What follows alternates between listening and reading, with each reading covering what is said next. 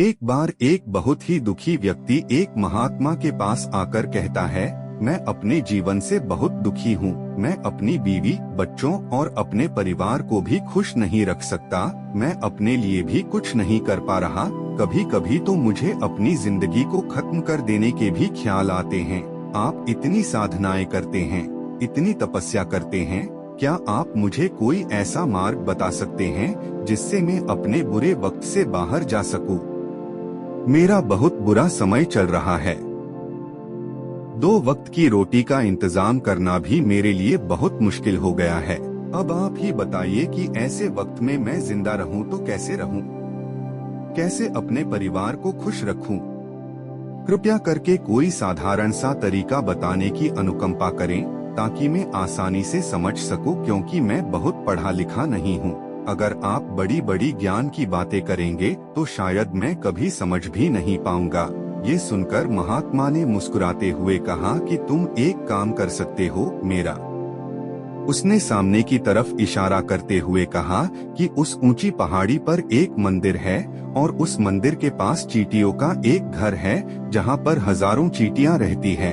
तुम्हें सुनने में बड़ा अजीब लगेगा, लेकिन वो चींटियां उस मंदिर की जमीन को खराब कर देती है। उस मिट्टी की उपजाऊ शक्ति वो खत्म कर देती है, जिसके कारण वहाँ पर कोई भी पेड़ या कोई भी घास पनप नहीं पाती है। तुम मेरा एक काम करो, उसके बाद मैं तुम्हें तुम्हारे सवालों के जवाब दूंगा। तुम 7 दिन तक रोज उस पहाड़ी पर जाओ और उस चींटियों के घर को तहस नहस कर दो, उसको तोड़ दो। जब भी तुम्हें कोई चींटियों का घर दिखे मंदिर के आसपास तो उसे वहीं पे तहस नहस कर देना। लेकिन याद रहे, घर को तोड़ने में कोई भी चींटी मरनी नहीं चाहिए। इस बात को समझने का प्रयास करते हुए वो युवक वहाँ से चला गया। शायद उसको कुछ समझ में नहीं आया था कि महात्मा जी ऐसा क्यों करवा रहे हैं।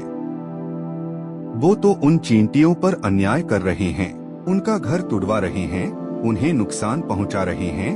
आखिर कौन महात्मा ऐसा करेगा? लेकिन फिर भी उस महात्मा की बात मानते हुए वो अगले दिन से ही पहाड़ी पर जाना शुरू कर देता है। जब वो पहले दिन पहाड़ी पर पहुंचता है तो देखता है कि बहुत सारी चींटियां अपना खाना जुटाने में लगी हुई है। सारी चींटियां कतार से चल रही थी और अनाज के छोटे छोटे कण उठाकर अपने घर में जमा करती जा रही थी। ये देखकर पहले तो उस युवक का मन कमजोर पड़ गया। उसने सोचा कि ये इतनी मेहनत करके अपना घर भर रही है और मैं इनके घर को तबाह कर दूंगा तो इनको कितना बुरा लगेगा। लेकिन फिर उसने उस महात्मा की बात याद करते हुए उस घर को तोड़ना शुरू कर दिया। जल्द ही चींटियों में हाहाकार मच गया। वो इधर उधर दौड़ने लगी। अभी तक जो कतार में चल रही थी, जब वो बिखर गई और इधर उधर अपनी जान बचाने के लिए भागने लगी। थोड़ी देर में घर टूट गया और सारी चींटियां इधर उधर छुपने के लिए भाग चुकी थी। ये करने के बाद वो युवक दुखी मन से वापस अपने घर पर लौट आया। उसका मन परेशान था, दुखी था, पश्चाताप से भरा हुआ था। फिर उसने अपने बिस्तर में रात में लेटे लेटे ही सोचा कि अब तो उन चींटियों का घर तबाह हो चुका है, अब वह वापस जाने से क्या प्रयोजन है? अब क्या फायदा होगा? क्योंकि चींटियों का घर तहस नहस करने के लिए महात्मा जी ने कहा था, जो मैं कर चुका हूँ। लेकिन फिर कुछ सोचकर अगले दिन उसने फिर से जाने का निश्चय किया और अगले दिन सुबह सुबह उठकर वो वापस उसी पहाड़ी पर पहुँच जाता है। पहाड़ी पर पहुंचकर वो उसी जगह पर पहुंचता है। देखकर चौंक जाता है कि उन चींटियों ने फिर से अपना घर उसी जगह पर बना लिया था और अब वो फिर से अपने घर के लिए सामान इकट्ठा करने में जुटी हुई थी। उस आदमी को देखकर लगा कि ये चींटियां कितनी मूर्ख है। इनको पता है कि कल ही इनका घर इसी जगह पर तबाह किया गया है और उसी जगह पर उन्होंने अपना नया घर भी बना लिया। और ये सोचकर वो आदमी हंसने को हुआ, लेकिन फिर से महात्मा की बात याद करते हुए उसने उन चींटियों का घर फिर से तबाह करना शुरू कर दिया। फिर से उन चींटियों में हलचल मच गई और थोड़ी देर में वो चींटियां इधर उधर अपनी जान बचाने के लिए भागने लगी। कुछ ही देर में उनका घर फिर से नष्ट हो गया और वो युवक थोड़ा संतोष के भाव से कि इस बार तो मैंने अच्छी तरह से उस घर को तबाह कर दिया है, अब तो वो चींटियां यहाँ पर अपना घर बना ही नहीं पाएगी। इसीलिए जाने से पहले उसने उस घर पर ठंडा पानी भी डाल दिया ताकि चींटियां वहाँ पर अपना घर न बना सके, और इस तरह अपना कर्म पूरा करके वो युवक फिर से अपने घर लौट आया। आज रात में सोते वक्त फिर से वो इंसान यही सोच रहा था कि क्या महात्मा ये सही काम करवा रहे हैं। क्या किसी का घर तबाह करना किसी सिद्ध पुरुष को शोभा देता है? क्या हो अगर वो महात्मा सिद्ध पुरुष हो ही ना?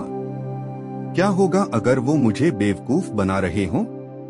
लेकिन फिर उसने निश्चय किया कि मैं अपने काम को पहले पूरा कर लेता हूँ, उसके बाद ही पता चलेगा कि महात्मा मुझसे ऐसा क्यों करवा रहे थे, और यही सोचकर वो रात में सो जाता है। अगले दिन सुबह उठकर वो फिर से उसी पहाड़ी की ओर निकल जाता है। पहाड़ी पर पहुंचकर वो उसी जगह पर पहुंचता है जहां पर उसने उनके घर को तबाह कर दिया था, और वो ये देखकर खुश हो जाता है कि वहां पर कोई भी घर नहीं था। सारी चींटियां वहां से भाग चुकी थी। अब उसने सोचा कि अब मेरा रोज रोज आने का क्या प्रयोजन, क्योंकि चींटियां तो अपना घर बदल चुकी है और महात्मा जी ने मुझे 7वें दिन आने के लिए कहा था, लेकिन आज तो तीसरा ही दिन है। अब बाकी 4 दिन वापस आने का क्या प्रयोजन। और यही सोचकर उसने निश्चय किया कि यहाँ से वो सीधा उसी महात्मा के पास जाएगा और उनको ये सारी खबर बता देगा। जब वो वापस मुड़कर उस पहाड़ी से उस महात्मा की कुटिया की तरफ जाने लगा तो उसने देखा तो अचानक उसकी नजर एक और घरौंदे पर पड़ी जो कि चींटियों का ही बनाया हुआ था। मतलब कि वो घरौंदा चींटियों ने ही बनाया था और अब वो चींटियां नए घर में वास कर चुकी थी। ये नया घर उनके पुराने घर से थोड़ी ही दूरी पर था, और जब उसी युवक की नजर उस घरौंदे पर पड़ी तो उसने सोचा कि शायद महात्मा को पता था कि ये चींटियां अपना घर वहां से बदलकर किसी दूसरी जगह पर बना लेगी, इसीलिए उन्होंने मुझे 7वें दिन आने के लिए कहा था। और ये विचार करके वो उसका नया घर भी तोड़ने के लिए पहुंच जाता है। जब वो यहाँ पहुंचा तो चींटियां उसी तरह अपने कार्य में लगी हुई थी। वो अपने लिए खाना इकट्ठा कर रही थी और अपने घर में जमा करती जा रही थी जो पुराना घर टूटा था। वहाँ भी अनाज के कण बचे हुए थे और चींटियां वहाँ से भी अनाज इकट्ठा कर करके वापस अपने नए घर में ला रही थी। अब यहाँ पर फिर से युवक का मन थोड़ा कमजोर पड़ गया, क्योंकि वो खुद भी कमजोर था, खुद भी वक्त का मारा हुआ था। इसीलिए उसके मन में उन चींटियों के प्रति दया का भाव उमड़ रहा था। उनके ऊपर उसे दया आ रही थी। वो चाहता था कि उनकी मदद करे, लेकिन वो उल्टा उनको नुकसान पहुंचा रहा था। लेकिन उस महात्मा की बात को याद करते हुए उसने फिर से उस घर को तोड़ने का निश्चय किया, और उसने इस बार बड़ी ही सावधानी के साथ बिना किसी चींटी को कोई नुकसान पहुंचाए वो घर तबाह करना शुरू कर दिया। वक्त थोड़ा ज्यादा लगा, क्योंकि किसी भी चींटी को नुकसान न पहुंचाने की शर्त महात्मा ने पहले ही रखी थी। इसीलिए उसको बड़ी सावधानी के साथ उन घरों को तबाह करना था। लेकिन आखिरकार उसने उस घर को भी तबाह कर दिया, और उस घर को तबाह करने के बाद वो बड़े ही दुखी मन से, इस बार वो पहले से भी ज्यादा दुखी था, क्योंकि उसने उनका नया घर भी तोड़ दिया था। वो उन चींटियों को बसने ही नहीं दे रहा था, और वो अब अपने आप को शैतान या दानव समझने लगा था। लेकिन फिर भी उस महात्मा की बात को मानते हुए वो अपने घर पर दुखी मन से वापस आ गया। रात में सोने से पहले एक बार उसने फिर से सोचा कि मैं कितना बड़ा शैतान हूँ, कितना बड़ा दानव हूँ। पुराना घर तो छोड़ो, मैं उन चींटियों को कहीं भी बसने के लिए कोई जगह ही नहीं दे रहा हूँ। वो चींटियां मेरे बारे में क्या सोचती होगी, वो कितना दुत्कारती होंगी उस परमात्मा को जो मेरे द्वारा ये काम करवा रहा है। लेकिन फिर भी उसने अगले दिन जाने का निश्चय किया, और अगले दिन सुबह सुबह वो फिर से वहाँ पर पहुँच गया। वो ये देखकर फिर से आश्चर्यचकित रह जाता है कि इस बार चींटियों ने एक और नई जगह पर अपना घर बना लिया था। तो पहले से भी ज्यादा ऊर्जा के साथ काम कर रही थी, और उन्होंने एक रात में पहले से भी बड़ा घर बना लिया था। और जब वो फिर से अपना अनाज और खाना इकट्ठा करने में जुटी हुई थी, ये देखकर उस आदमी को लगा कि ये चींटियां किस मिट्टी की बनी हुई है।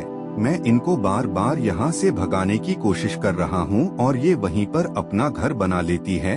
क्या इनको पता नहीं है कि मैं इन्हें यहाँ पर कभी भी बसने नहीं दूंगा। ये चींटी है, दिखने में इतनी छोटी है, लेकिन फिर भी ये मुझसे हार नहीं मान रही है। बड़ी ताज्जुब की बात है। और इस बार उसने गुस्से में उस घर को तहस नहस करना शुरू कर दिया, लेकिन इस बार तहस नहस करते हुए कुछ चींटियां वहीं पर मर गई, उसके पैरों तले कुचल दी गई। कुचलने के बाद जब वो अपने अहंकार से बाहर आया तो उसने देखा कि गुस्से में उसने उन चींटियों को कितनी क्षति पहुंचा दी है। उसका मन पश्चाताप से भर गया और वो रोता हुआ अपने घर की तरफ बढ़ गया। रात में सोते वक्त उसने सोचा कि मैं उन चींटियों पर बहुत ज्यादा अत्याचार कर रहा हूँ, अब इससे ज्यादा अत्याचार में नहीं कर पाऊंगा। और यही सोचकर वो अगले दिन उन चींटियों के लिए अपने घर से थोड़ा आटा लेकर उसी पहाड़ी पर पहुँच जाता है। आज उसके मन में उन चींटियों के प्रति श्रद्धा का भाव था, दया का भाव था।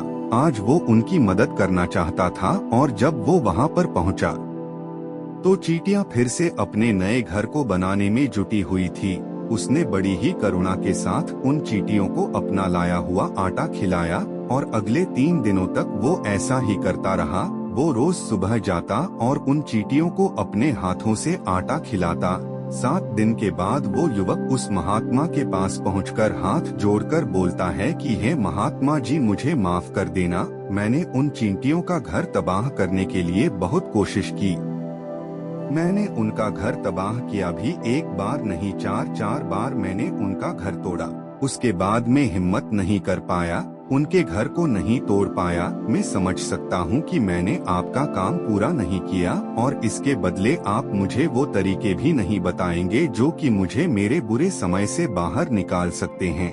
लेकिन मुझे इसका कोई खेद नहीं है।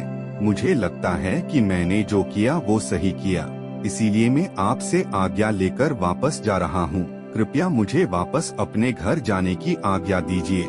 ये सुनकर महात्मा ने मुस्कुराते हुए कहा कि अरे बेटा, कहाँ चल दिए, रुको तो सही, जलपान तो कर लो थोड़ी देर, ठहर जाओ, उसके बाद चले जाना। और ये कहकर वो महात्मा उस युवक के लिए पानी लेकर आते हैं। पानी पिलाने के बाद महात्मा उस युवक से पूछते हैं कि तुम मुझे ये बताओ कि आखिर तुम उन चींटियों को तबाह क्यों नहीं कर सके। वो चींटियां तो छोटी छोटी है और तुम इतने विशालकाय हो, फिर भी तुम उन छोटी छोटी चींटियों का घर तबाह नहीं कर पाए। कहाँ है तुम्हारी शक्ति, तुम्हारा बाहुबल। इसका जवाब देते हुए उस युवक ने कहा कि हे महात्मा, मैंने उन चींटियों का घर तबाह कर दिया था, बार बार किया था। एक बार तो अपने गुस्से में उन चींटियों को भी मैंने हानि पहुंचा दी थी, लेकिन जिस दिन मैंने उनको हानि पहुंचाई उसी दिन मेरे को लगा कि मैं इनको क्यों हानि पहुंचा रहा हूं, क्यों इनको इतनी तकलीफ दे रहा हूं। और उसी दिन से मैंने उनको क्षति पहुंचाने की बजाय, नुकसान पहुंचाने की बजाय उनकी सहायता करनी शुरू कर दी। ये सुनकर उस महात्मा ने कहा कि यही तो सीखने की बात है। एक छोटी सी चींटी हमें जीवन का संदेश दे जाती है। मैंने तुम्हें उन चींटियों का घर तबाह करने के लिए नहीं भेजा था, मैंने तुम्हें भेजा था ताकि तुम उन चींटियों से कुछ सीख ले सको। तुम्हें क्या सीख मिली उन चींटियों से, क्या मुझे बता सकते हो? ये सुनकर उस युवक ने पूरी कहानी बयां कर दी। पूरी कहानी सुनने के बाद महात्मा ने मुस्कुराते हुए कहा कि बेटा, पहली सीख जो इन चींटियों से लेने की थी वो ये थी कि तुमने कितनी ही बार उनके घर को तोड़ने की कोशिश की, कितनी ही बार प्रयास किया कि उनका घर तबाह हो जाए, लेकिन वो हर बार अपना नया घर बना लेती थी।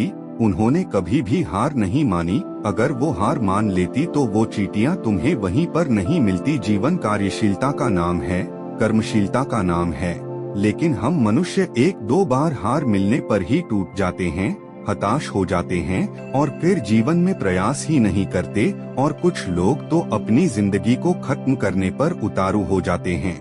लेकिन जानवरों में तुमने एक बात देखी होगी कि वो अपना जीवन खुद से, स्वयं से कभी खत्म कर ही नहीं सकते हैं। तुमने कभी नहीं सुना होगा कि किसी जानवर ने आत्महत्या कर ली, चाहे वो जानवर कितना ही भूखा क्यों ना हो, कितना ही दुखी क्यों ना हो, लेकिन वह अपने जीवन के लिए हमेशा संघर्ष करता रहता है। लेकिन वहीं पर दूसरी तरफ हम मनुष्य एक दो बार हताश होने पर ही अपना जीवन खत्म कर लेते हैं। जीवन तो कर्मशीलता है, कर्म करने का नाम है जीवन, और मृत्यु आखिरी विश्राम है, परम विश्राम है। इसीलिए मृत्यु से पहले कर्म करना कभी मत छोड़ना, क्योंकि मृत्यु के बाद तो तुम परम विश्राम में चले ही जाओगे, तो उससे पहले कर्म करना क्यों छोड़ रहे हो? क्यों हताश हो रहे हो? अगर तुम्हारा एक घर टूट गया है तो दूसरा घर बनाने का प्रयास करो, कोशिश करो, और कोशिश करने वालों की कभी हार नहीं होती। ये तुम उन चींटियों से देख चुके हो। देखने में तुमसे कितनी छोटी है वो चींटियां, और तुम इतने बड़े हो, लेकिन उनका मन तुम्हारे मन से इतना बड़ा है, इतना विशाल है, इतना दृढ़ संकल्प ही है कि इतनी बार घर टूटने पर भी उन चींटियों ने कभी हार नहीं मानी। दूसरी सीख यहाँ से लेने की थी, वो ये थी कि जब भी हमारे ऊपर बुरा समय आता है, हमें लगता है कि ये समय कभी नहीं जाएगा, ये समय मेरे जीवन को बर्बाद कर देगा, मुझे कभी नहीं जीने देगा, और अपने इन्हीं ख्यालों से, अपने इन्हीं विचारों से, जिनका असलियत में कोई भी अस्तित्व नहीं है, वो सिर्फ विचार है, और वही विचार हमारे मन को दुखी कर देते हैं, और इसीलिए हम प्रयास करना भी छोड़ देते हैं। लेकिन तुम खुद सोचो कि बार बार प्रकृति हमें क्षति पहुंचाएगी, नुकसान पहुंचाएगी, लेकिन कब तक पहुंचाएगी? अगर हम बार बार फिर से उठ के फिर से नया प्रयास करते रहेंगे तो प्रकृति भी हमारे सामने घुटने टेक देगी, और वो भी एक दिन हमारे ऊपर दयावान हो जाएगी, कृपालु हो जाएगी, और वो हमें सब कुछ देने लगेगी जिसकी हमने कभी कामना की थी। तुमने खुद देखा कि तुम उन चींटियों को तबाह करने के लिए पहुँचे थे, लेकिन बाद में तुम ही उन चींटियों को अनाज और आटा देने लगे, तुम ही उन पर कृपालु हो गए। क्यों हुए? क्योंकि तुमने देखा कि वो चींटियां हार ही नहीं मान रही है। इसी तरह अगर तुम भी अपने जीवन में कभी हार नहीं मानोगे तो एक ना एक दिन ये प्रकृति तुम्हें वो सब कुछ देगी जो तुम अपने जीवन में पाना चाहते थे। इसीलिए दो सीख याद रखना, कर्मशीलता कार्य करते जाना, और दूसरा कि एक ना एक दिन प्रकृति तुम्हारी उस कर्म का परिणाम तुम्हें जरूर देगी। आपको ये कहानी पसंद आई तो चैनल को सब्सक्राइब करें। आपका कीमती समय देने के लिए धन्यवाद।